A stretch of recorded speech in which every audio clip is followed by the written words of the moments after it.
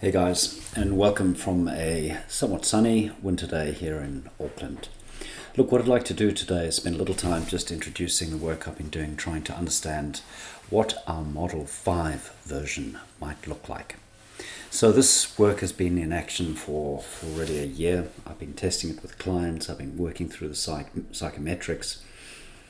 If we're going to continue to be evidence-based, integral and practical, we've got to continue to respond to the actual evidence, whether that's biology or whether it's our psychometrics or whether it is simple feedback from clients.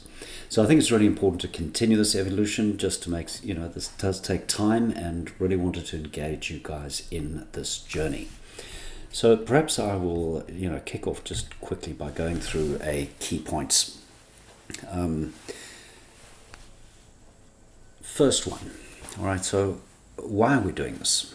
Second one, to understand the sort of sense of rhythm that underpins resilience. I think there are a lot of issues in the word resilience. For example, in the radio yesterday, I heard an interviewer ask a quite respected psychologist, how do we help the issues of mental health in young people in New Zealand, anxiety, depression, suicide, she mentioned. There's a long silence, and the expert came back saying, I hate the term resilience. It means, or it puts all the responsibility on the individual. So I think we need to be sensitive to this. We need to find maybe more flexible, responsive ways that meet people's different points of view. And one of those, I think, is this concept of rhythm. I'm going to talk about the concept evolution. I'd like to find ways to engage the current mental health challenge in this new model. I'm going to look at some of the factor changes and share those with you to look at, and then we'll look at some of the next steps. Okay, so why? This is a big question. Now, many of us are happy, we're out there, we're doing our work, and we're kind of asking the question, well, why bother with something new? Well, we have committed to be evidence-based and to continue this integral and practical evolution. So I think a couple of key things that sort of signal we need to move. One, we need to simplify and clarify at every possible point. Two, we need to respond to the signal in our psychometrics. So both versions of the last two psychometrics have shown clear weakness in the model. All right, much of it is great and it looks good. So I'll share with you some of the problems, and then we can look at what we might need to change. I think we can bring the next, really it is a decade of evolution in neurophysiology and evolutionary biology to this new model, and I think that's going to help us adapt and respond to the mental health challenge. All right, we need to be conscious of this term resilience, and the proposition here is to help you through this video and the materials I've already circulated to socialize these concepts, for you to have a good look at them, to test them against your current work, and to see if we can begin to form a view on what version 5 might look like. Then we need to move on to some testing, see if the psychometrics and the factors settle out, and then move forward. So if we go into the rhythm, I've been testing this a long time now. I think this is a really good theme. It's really where my writing is going now, is to maybe drop out the resilience term just a little, to talk about our purpose, which is to help people find flow, that productive state when thinking stops, timekeeping stops. It's kind of graceful and it feels really good. And of course, it's super productive, that 5 times multiple.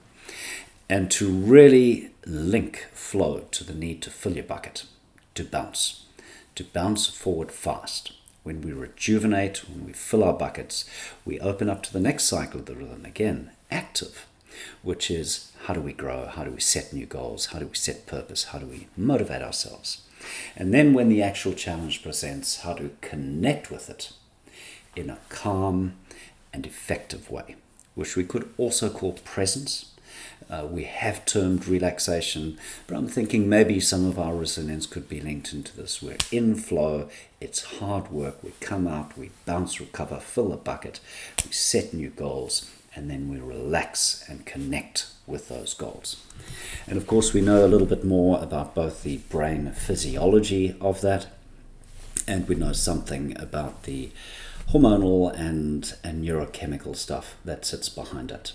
And I think you've all seen that, so I won't spend too much time on that, but that can be an interesting story for people. So given that, if we look at a new model, If we take the old model and say, good start, fantastic concept, this idea of altitude versus being low, suffering, I think it makes sense. I think we could improve our language. So I've proposed some terms. The top of the circle, and I think we need to all talk about this and work on what the best ones are. But really, fulfillment is that whole case of rhythm and flow. Your life is working. That, if you like, is a spirit in action. From the mental side, it's agility. It's the ability to actually be in our prefrontal cortex, to be trained, to be prepared, and to be flexible or situationally agile is ultimately the goal of the cognitive. For the emotional, it is to be connected to ourselves, to others, to nature, and to meaning. And clearly the vitality, I think, speaks for itself. And I think the idea of stress really should be dropped. Maybe we could put presence. To be calm, to be steady. None of that really changes much. But as we move into the lower parts, I think the overload and the disengage has been reinforced in the literature. It makes sense. But what we saw is we had real weakness in vulnerability. Withdrawal and depression used to measure the same thing. So what if we took polyvagal theory and looked at resilience failure from the perspective of evolution, that all creatures, from bacteria billions of years ago, have had a basic avoid threat. If you can't avoid it, fight through it. And if you can't fight through it, collapse, play dead. And we'll go through that in some detail. So nothing changes in terms of a strengths component, in terms of a risks component, the 4 perspectives. Insight, I can see where I am. 2, if I can see where I am, I know where I need to be and what it is I need to do to move there quickly. Empathy, the ability to find the energy to dial into the physical, emotional, mental realities of another person. And altruism, the ability to nudge people, which is what we do, what our business is all about. So in a sort of framework, and I've sent you these so you can look through them a little more in a little more detail, is to try to start to articulate this model and bring some new words into the language, if you like, and to link into that some new factors. All right, so I'll leave you to look through that at your time. I think the big change is really at the bottom half of the spiral. I think the top half of the spiral is working really well. The psychometrics are good. I'll go through those with you. And let's just take a look at what that new downward spiral might look like. So, again, lots of things have not changed. And I think this concept of it starting in our minds, the whole concept of overload, the fact that we're being absolutely hammered by information, by demands, by expectations, by digital media, by the addiction to it through our dopamine systems. So most of us are overloaded. That little thin piece of real estate in the front of your brain is chewing 20% of your oxygen, your glucose requirements. That's very, very expensive when you've also got to run a liver, a muscular system, kidneys, digestive system. They are all also expensive. So the body watches. And if there's too much resource going up to this tiny piece of real estate in the brain, the body just pulls the plug. And 1 minute you're there, and the next minute you're not. And as we know from the Harvard statement, roughly 46% of the time, you may well be disengaged. Now, what's interesting about disengaged is to ask what or who or what is it that's actually running your show when you are off with your fairies. Lost to your worries, lost to your rumination, lost to some daydream. We all know about the judges and the parole granting, so clearly even in a very trained brain, we're not like a computer. You can't turn it on and expect it to run at 98% all day long. We fail through the day. In other words, system 2 thinking, our complex prefrontal, uniquely human thinking, collapses into type 1 or instinctive reaction, which is cheap and lazy, and in the case of complex decisions like parole hearing, quickly declines through the day. And we're really familiar with that and the risks of that. Something to maybe bring into this consciousness side is what's been evolving over the last 5 years is this concept of the default mode network. So we've worked hard over 20 years to try and understand what task positive is. In other words, when you're fully engaged, highly attentive, and that obviously involves the nucleus accumbens, dorsolateral prefrontal cortex, the areas just behind that prefrontal cortex, anterior cingulate and insula, which kind of give you the situational awareness element, and inferior parietal, which gives you an awareness of the world. That's the expensive stuff. So when we engage, we utilize this task positive network. In order to bounce or fill a tank, the brain then switches to a default mode network. When life is cruisy, the switching is rhythmic, coherent, and easy.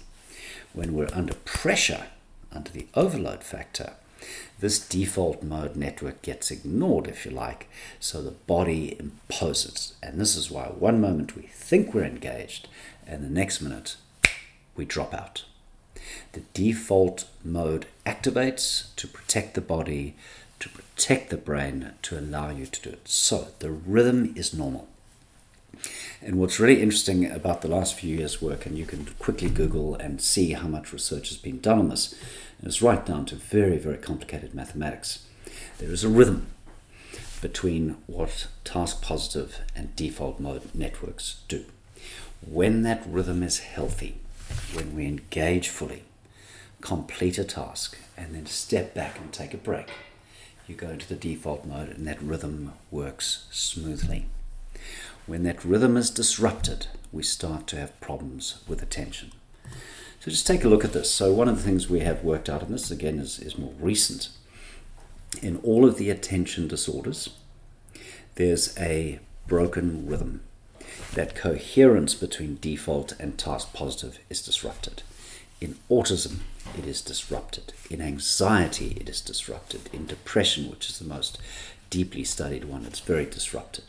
And part of restoring someone back to mental health in depression is to fix the rhythm.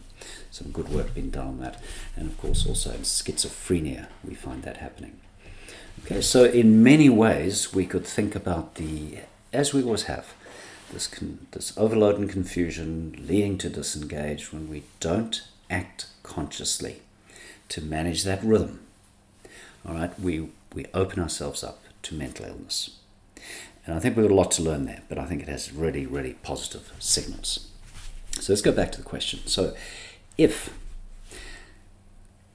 I lose my mind, what's taking over? And that's where we can start to think about this new biological idea. So I've labeled them here: the avoidance response, you can talk about flight, the attack response, or anger and fight, and the collapse response, which is freeze or submission. Now these are very old, billions of years, certainly hundreds of years. If you watch a snake, it hears human footsteps, the first thing it do, it activates a flight response. It avoids the threat, and it lives for another day. If the snake cannot escape, it rears up and it goes into attack mode, and that's very frightening, but it's very risky for the snake. All right, so it'll be the second option. So if you cannot escape, you attack. And then the third one, if a snake cannot win the battle, it rolls over and plays dead. And sometimes that's a very adaptive thing to do. If you cannot run away, if you cannot fight through an issue, the best is submit, protect yourself, and hope that you are ignored. Now, humans are obviously way more complicated, and we need to be really sensitive not to kind of demean people and think of us as snakes or rats. We're not. We're way more complicated. And while this biology, what I call bottom-up biology, the physical response to threat, is followed by, sometimes after the event, an emotional experience, which then drives our thinking. But as humans, of course, we can operate top-down. We can use our mind to create situations, visions, pictures, stories that allow us to influence the emotions, which then again influence the body. So we have a lot of freedom as humans. If we disengage, it opens the door to doubt. Doubt is when we begin to look for threats. Threats generate anxiety or fear. The purpose of that fear, activation of the Sympathetic system is to get blood to your legs, to your buttocks, so you can run away. In a mild state, it's a little bit of anxiety, it's a little bit of worry. In a severe state, it's fear, it's panic, it can even be a phobia. All right? And in human reactions, we don't always have the option of running out of the room and slamming the door. So what do? Sometimes we simply avoid people. Sometimes we procrastinate over a task. Sometimes someone asks a question, and because it's awkward, we lie. All right? So deceit is part of that fear reaction, is to not put forward an increased adversity, just avoid the problem. And clearly that leads to all kinds of distress. So remember, flight, when a threat, arousal switches us to a fear reaction. It is a reaction rather than a response. And that reaction is busy and working well with us as kids. One of the first things when you do when a child is born is you test the Moro reflex. You hold the child, you drop the head back, and they do this. And that is your fear or avoidance, and the legs spasm when they do that. Likewise, we all know as a kid gets to the age of 2 and they start to establish some boundaries, and they bite and they shout and they show anger. And we all know the kid that breaks down in tears. So that reptilian system, if you like, the freeze, flight, fight response, is built into us from early on. And as we grow up, we start to develop the capacity to think. And that's where we start to create a little eddy in humans that animals don't, as far as we know, deal with. So the fear is normal. It's important, it's necessary. But we have to ask the question, if I cannot resolve the fear, I run from one thing, then the next email hits me, then the next demand hits me, then the next issue with the kids hits me. This is for many people threat, threat, threat, threat. I'm missing out on social media. So anxiety becomes not just a short-term reaction, but a long-term experience. Fear is there to be resolved through safety. If we can't find safety, we start to generate inappropriate anxiety that compromises our performance in a situation. And that, of course, is your definition of the generalized anxiety disorders. So the most common cluster of mental health conditions sits right here in that flight reaction and the human interpretation of it below the scenes. Now, if I can't get away, maybe I raise my voice, maybe I lean in, maybe I point, maybe I get angry, maybe I swear. All right? So if I cannot get away, the next default is, can I fight my way through this? Can I defend myself? Can I, fight and submit the other force so that I can escape and get back to safety? So we feel violated, we react. Again, remember, it's sympathetic activation. It is blood being pumped upwards to the shoulders, to the fists, to the jaw, to the vocal cords, so that you can shout and bite and hit and strike. Mild cases, frustration, blame. Severe cases, anger, rage. Now, while this is sometimes called a conduct disorder, if you look at the DSM-5, in many ways I think this whole fight reaction is an epidemic of mental illness in our society. So whether this is damage to loved ones at home, whether it's bad behavior on our roads, whether it's gun battles, all the nonsense we're seeing in the world, there is an awful lot of anger or hostility. Right? If we cannot resolve that hostility, we're going to create lots of distress. And as we know, there are immune system problems, there are heart problems. It's a very, very dangerous. Anger is the most dangerous emotion to deal with. Okay, so if I cannot deal with the fight reaction, my next option is to freeze, to collapse. Now, sometimes in a work situation, it may simply be you see someone's posture just collapse. You see the face soften, go into a little bit of sadness. Sometimes it hits you as fatigue. You say, I haven't got the energy for it. Sometimes it's simply give up. Okay, you're right. Sometimes we burst into tears. Right? For humans to activate the freeze reaction is very dangerous.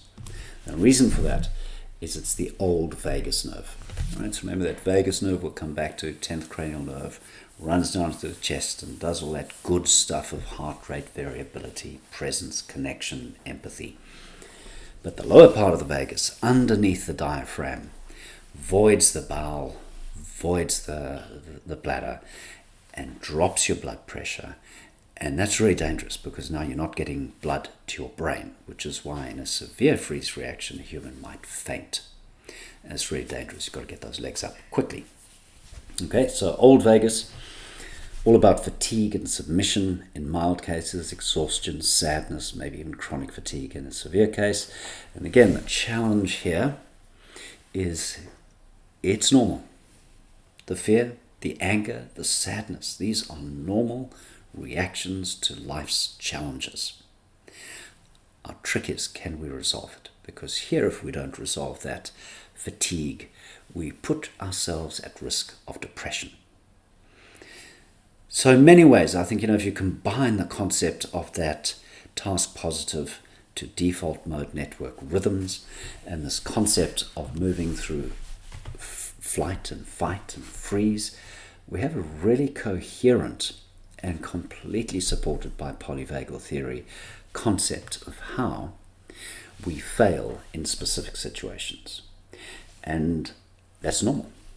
Right, and the issue, though, is if the threat keeps posing itself to us, which is what happens when we're overloaded and disengage, we start to generate a chronic state, which in flight is anxiety disorders, in fight is hostility disorders and violence, in freeze it's depression, it's chronic fatigue. Once again, we're not snakes, we're not rats. Right, humans are complicated, so we need to communicate this really, really gently and respectfully with a whole lot of room for maneuver. I think you could also call it avoidance. If I'm in trouble, feel risk, don't feel comfortable, I avoid a situation. I procrastinate, I stop moving. All right, I stop innovating. If I drop into that fight mode, I'm angry. I'm kind of looking for people to blame. Who's at fault here? And if I collapse, I'm going to move into a more depressed state.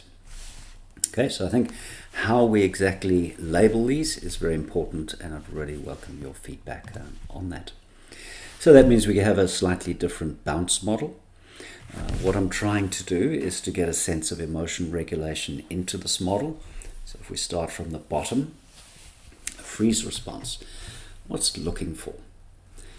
Ultimately, what a snake's doing when it rolls over and plays dead is for the threat to walk away. The snake's dead, it's not going to hurt me, and the snake can slither off and re-engage with life. And that is the goal at freeze or at the collapse model. Right? We need to step back into life because everything in freeze or collapse is about withdrawal.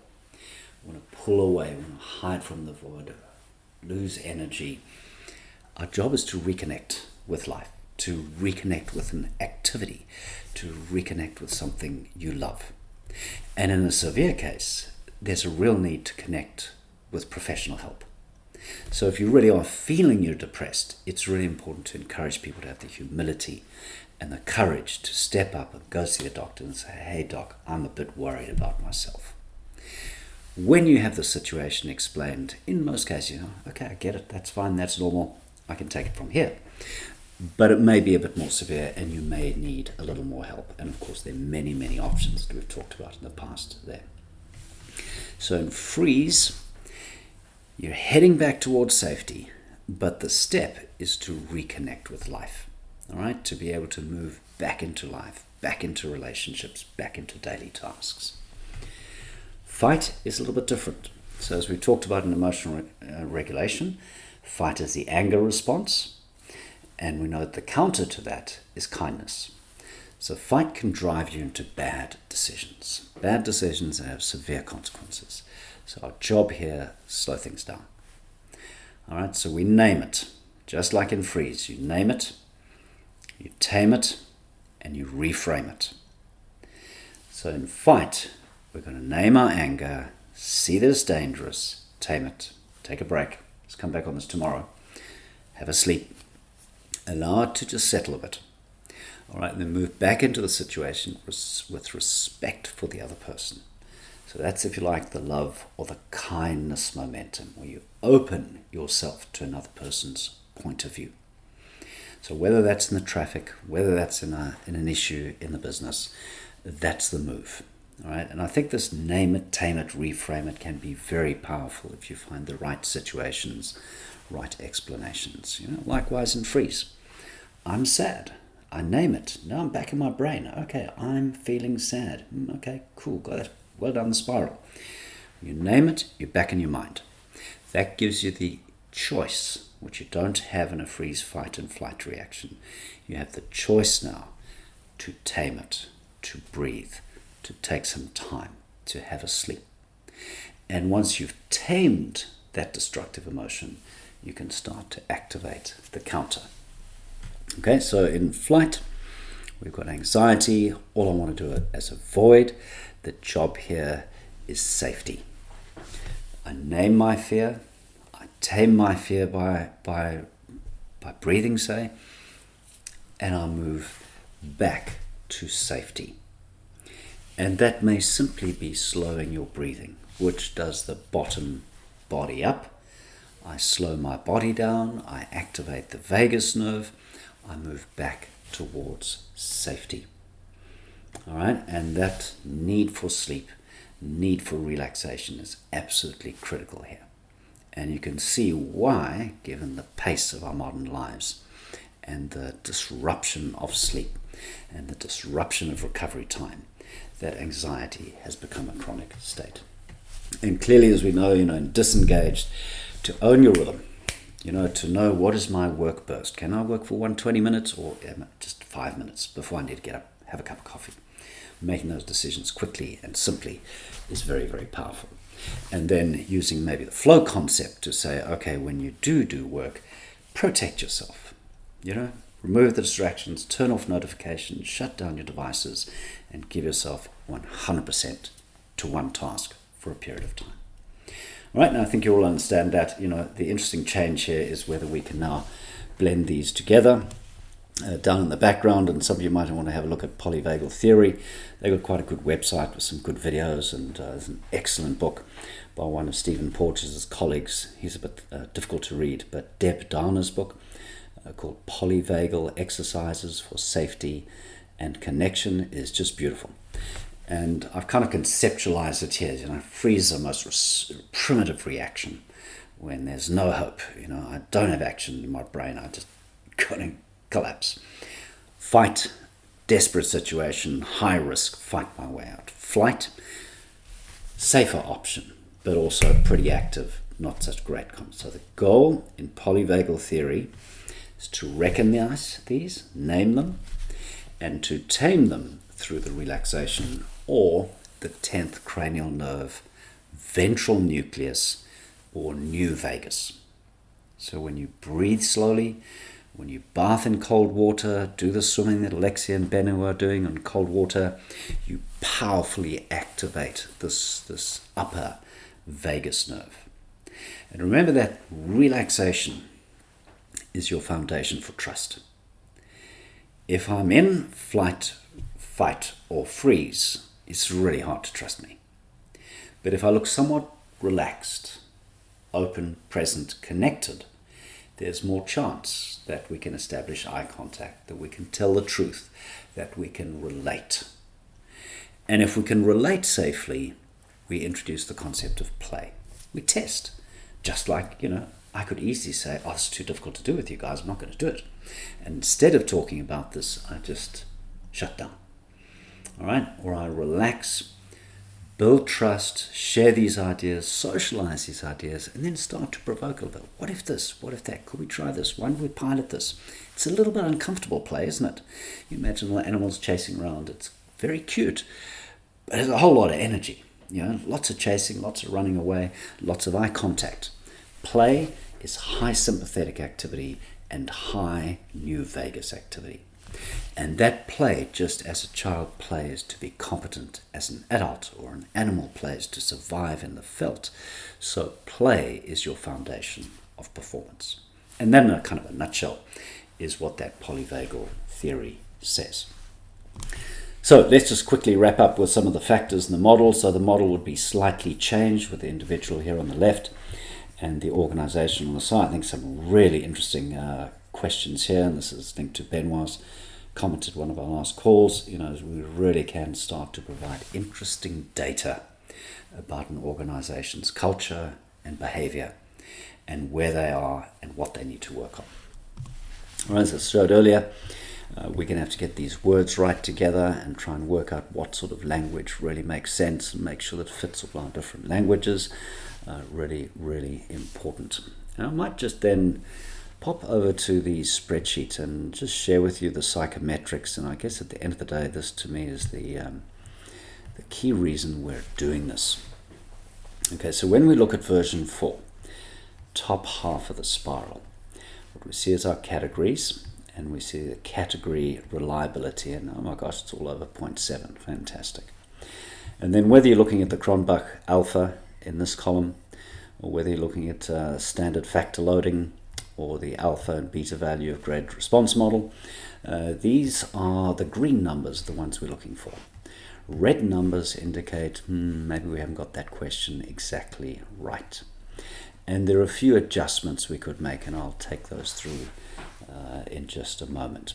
But all in all, you can see from the top half of the model, we can really stand proud. We can show that kind of psychometric profile to any client and say, look, this is a pretty well validated, reliable questionnaire.